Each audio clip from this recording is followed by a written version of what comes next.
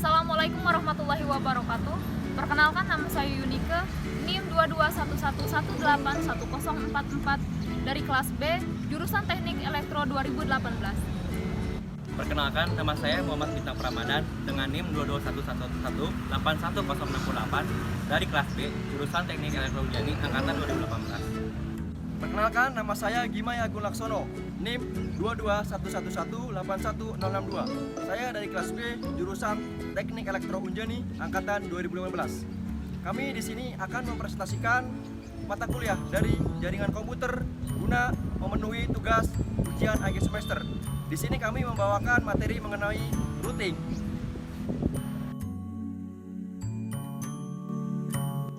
Perkenalkan, nama saya Gimay Agung Laksono, NIM 2211181062,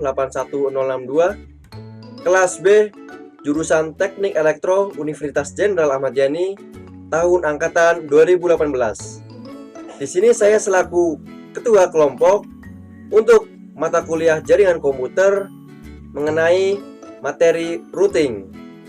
Di sini saya bersama rekan saya yaitu Yunike, NIM 2211811044, dengan Muhammad Bintang Pramadan, NIM 2211181068.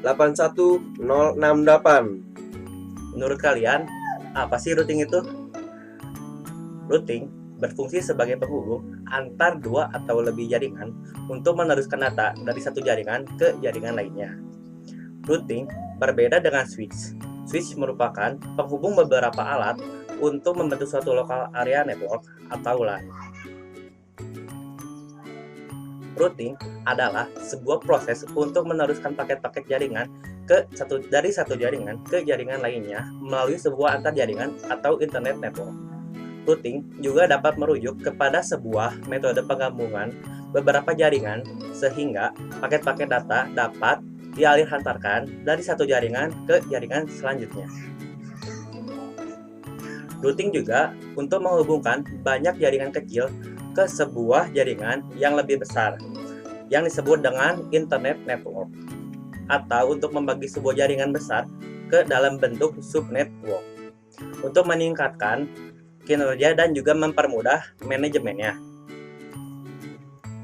Routing juga dapat digunakan untuk menghubungkan LAN ke sebuah layanan telekomunikasi seperti halnya telekomunikasi list line atau digital subscriber line atau DSL. Routing yang digunakan untuk menghubungkan LAN ke sebuah koneksi list line seperti T1 atau T3 sering disebut dengan akses server.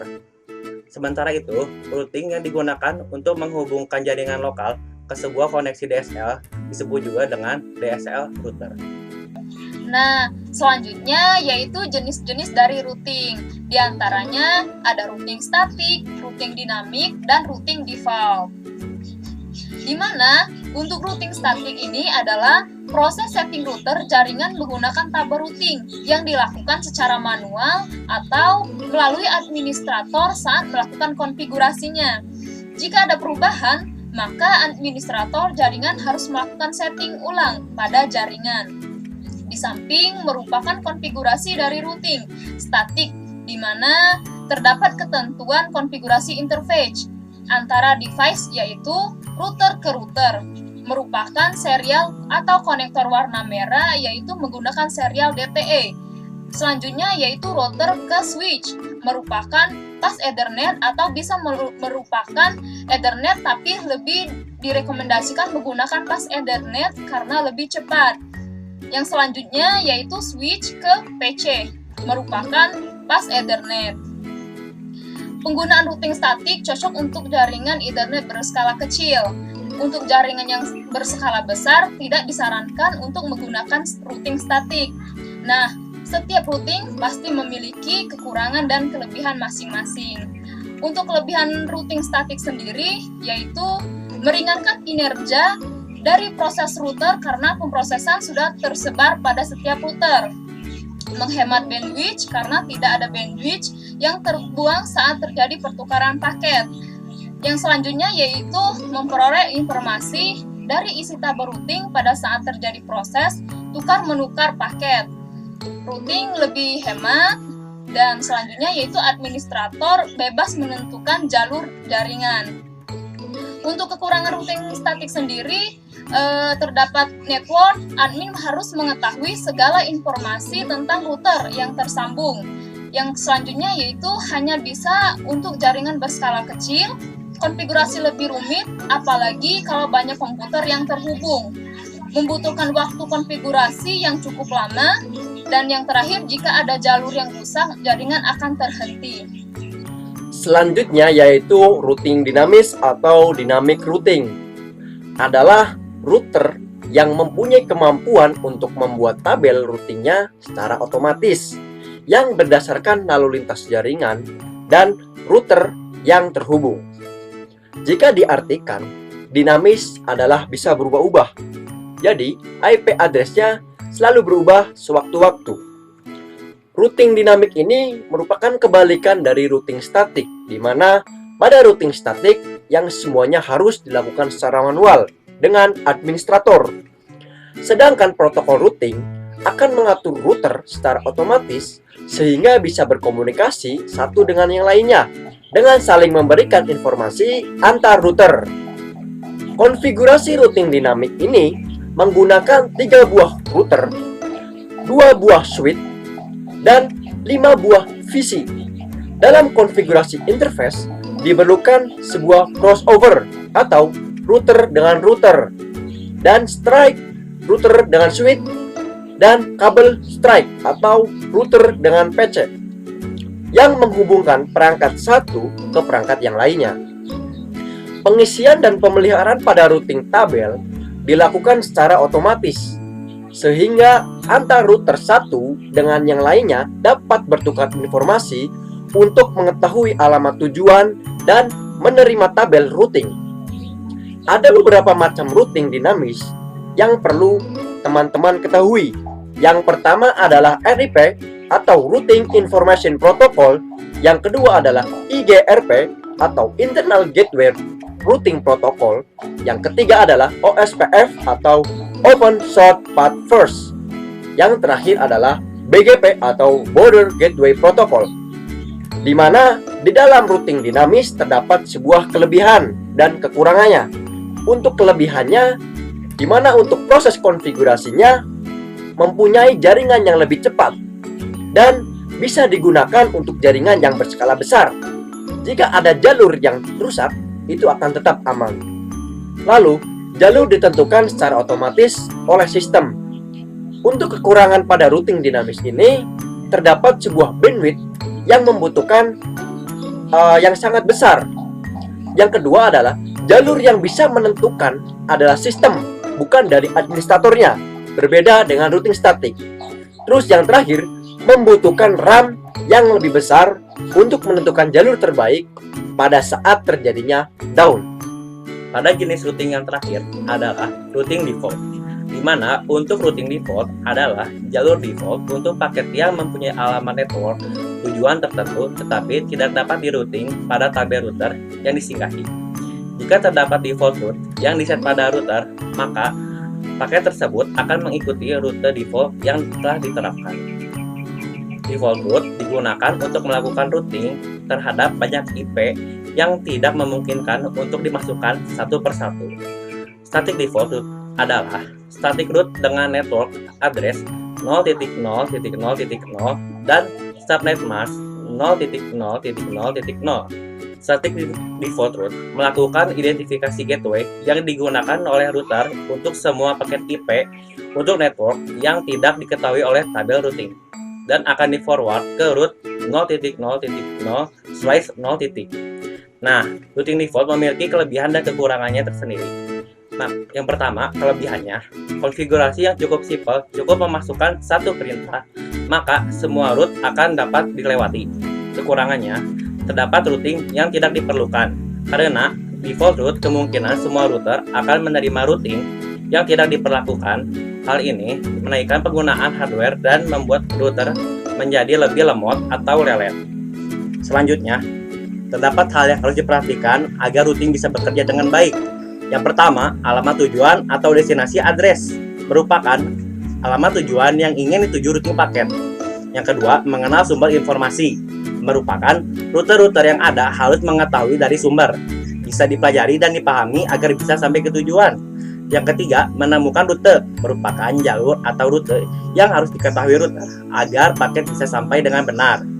Harus tahu rute mana yang memungkinkan untuk network remote. Lalu, pemilihan rute pada akhirnya harus tahu mana rute yang terbaik untuk setiap network rute dalam jaringan. Dan yang keempat, menjaga informasi routing. Inilah mode yang bisa menjaga rute sampai ke tujuan yang sudah diketahui sebelumnya dan yang paling sering dilalui. Menurut kalian, bagaimana sih cara membuat tabel routing? Di sini ada dua cara untuk membangun tabel routing, yaitu dengan static routing dan kedua dengan dynamic routing. Untuk cara pertama yaitu static routing, di mana dengan cara yang pertama dibangun berdasarkan definisi dari administrator. Yang kedua yaitu administrator harus cermat. Satu saja tabel routing salah, jaringan tidak akan terkoneksi. Selanjutnya yaitu dengan cara dynamic routing. Yang pertama, pada jalur routingnya disetting dengan otomatis, yaitu dengan cara bertukar informasi antara router menggunakan protokol TFTP. Yang kedua yaitu lalu mengkategorikan algoritma dinamik dengan distant vector, link stage, dan hybrid. Lalu, bagaimana cara kerja routing?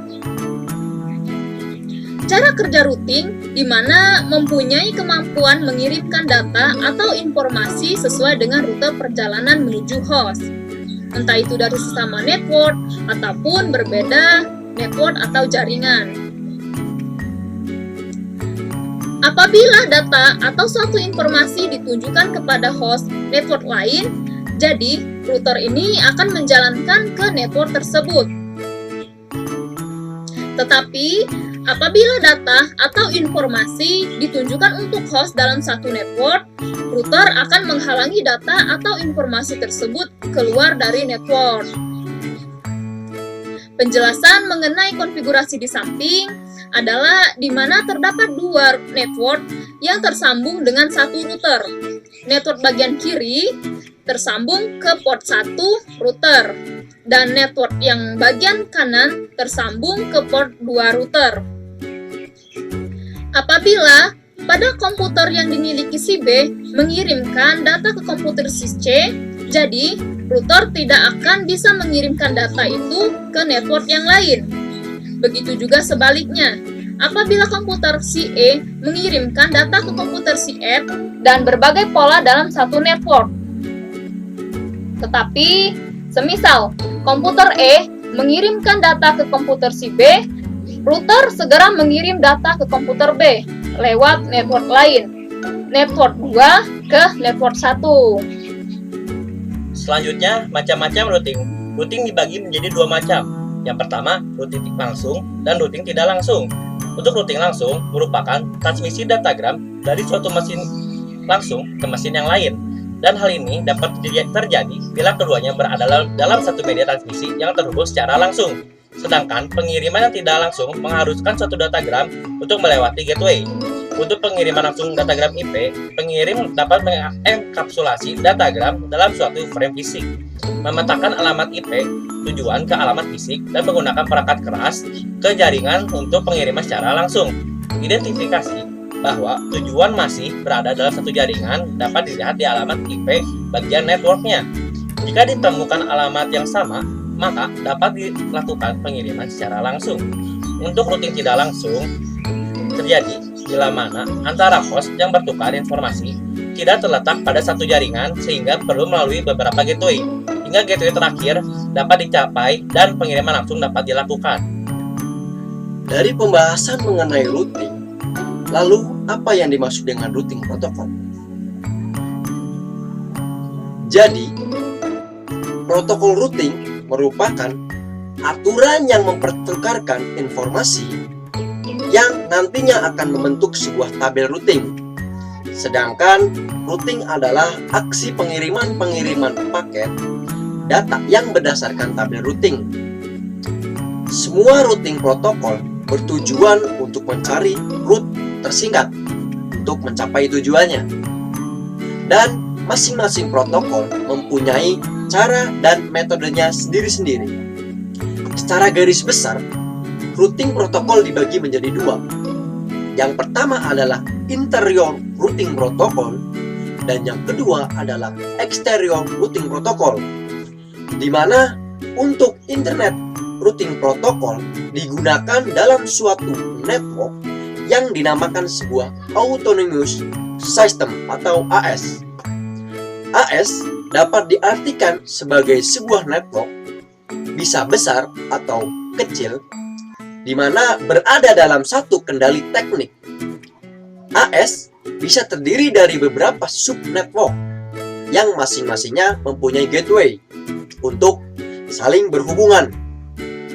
Interior routing protocol mempunyai beberapa macam implementasi protokol, yaitu yang pertama, RIP, Routing Information Protocol, di mana routing protokol ini yang paling umum dijumpai karena biasanya sudah include dalam sebuah sistem operasi.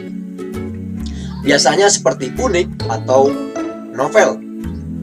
RIP memakai metode distant vector algoritma. Jadi, algoritma ini bekerja dengan menambahkan satu angka metrik kepada routing apabila metriknya bertambah satu, atau dengan kata lain naik satu hop. RIP bisa menangani 15 hop. Jika lebih, tidak dapat terjangkau untuk RIP ini. Yang kedua adalah OSPF atau Open Short Path First, di mana merupakan protokol routing yang sangat kompleks dan memakan resource komputer. Dengan protokol ini, rute dapat dibagi menjadi beberapa jalan. Maksudnya untuk mencapai tujuan, dimungkinkan untuk mencapainya melalui dua atau lebih route secara paralel.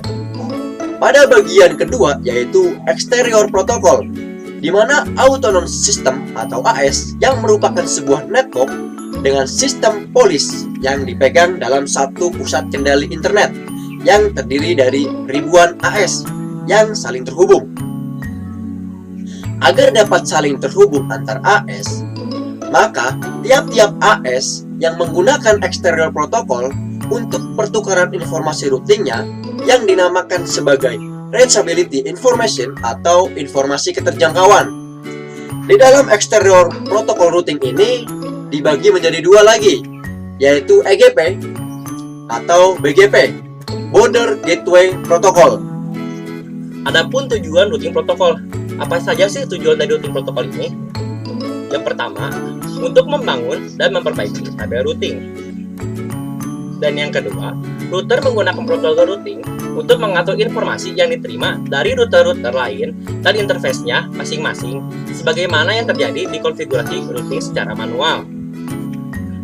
Lalu, yang ketiga, routing protokol mempelajari semua router yang ada, menempatkan rute yang terbaik ke tabel routing, dan juga menghapus rute ketika rute tersebut sudah tidak valid lagi.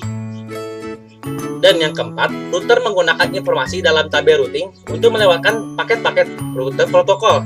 Lalu yang kelima, kapanpun topologi jaringan berubah karena perkembangan jaringan, konfigurasi ulang atau terdapat masalah di jaringan, maka router akan mengetahui perubahan tersebut. Selanjutnya adalah klasifikasi dari routing protokol. Sebagian besar algoritma routing diklasifikasikan menjadi kategori berikut. Yang pertama adalah distant vector, dan yang kedua adalah link state. Yang pertama yaitu distant vector. Routing distant vector bertujuan untuk menentukan arah, vektor, dan jarak ke link-link lain dalam satu internet network. Sedangkan link state bertujuan untuk menciptakan kembali topologi yang benar pada suatu internet network. Adapun cara kerja dari distant vector tersebut, yaitu apabila router dalam keadaan baru menyala, lalu awal router hanya punya informasi tentang jaringan yang terhubung secara langsung kepada dia. Terus router akan saling mengirimkan informasi yang dia punya. Router RTA mengalirkan data tentang jaringan yang terhubung dia secara langsung. Router RTB juga mengirimkan data jaringan yang terhubung secara langsung. Setiap router melakukan pemeriksaan terhadap data yang didapat dibandingkan dengan tabel routing masing-masing router. Yang terakhir, bila belum dimasukkan, jika sudah dibandingkan jumlah hopnya. Adapun cara kerja dari link state, yaitu setiap router mengirimkan basis datanya ke tetangganya dalam paket LSA atau link state advertisement.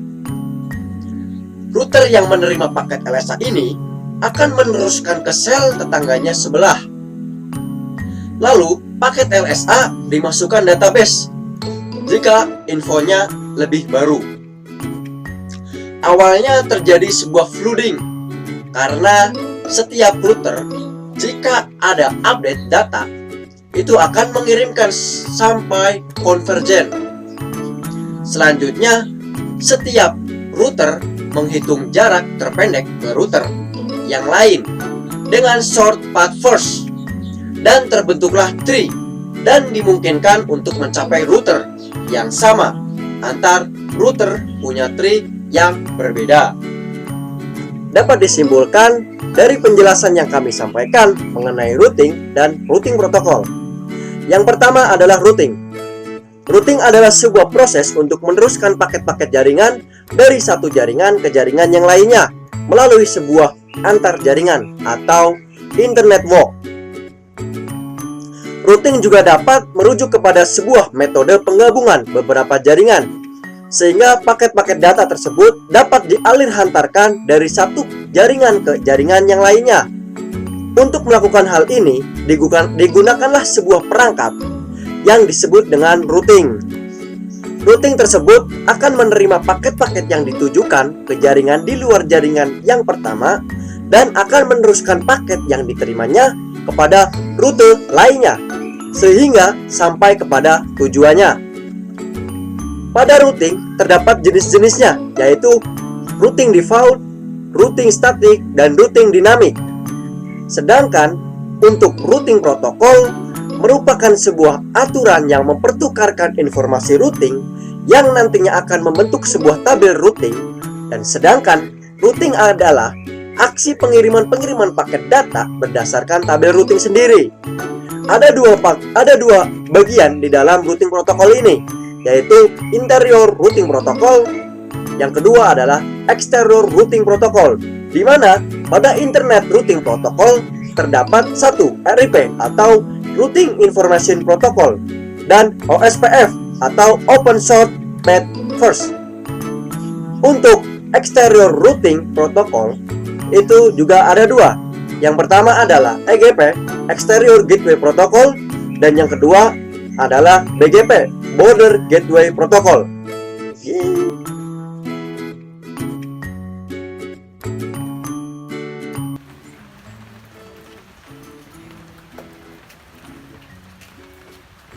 Demikian presentasi yang dapat kami sampaikan. Mohon maaf apabila ada salah kata dan kekurangan pada penyampaian materi. Kami akhiri, terima kasih. Wassalamualaikum warahmatullahi wabarakatuh.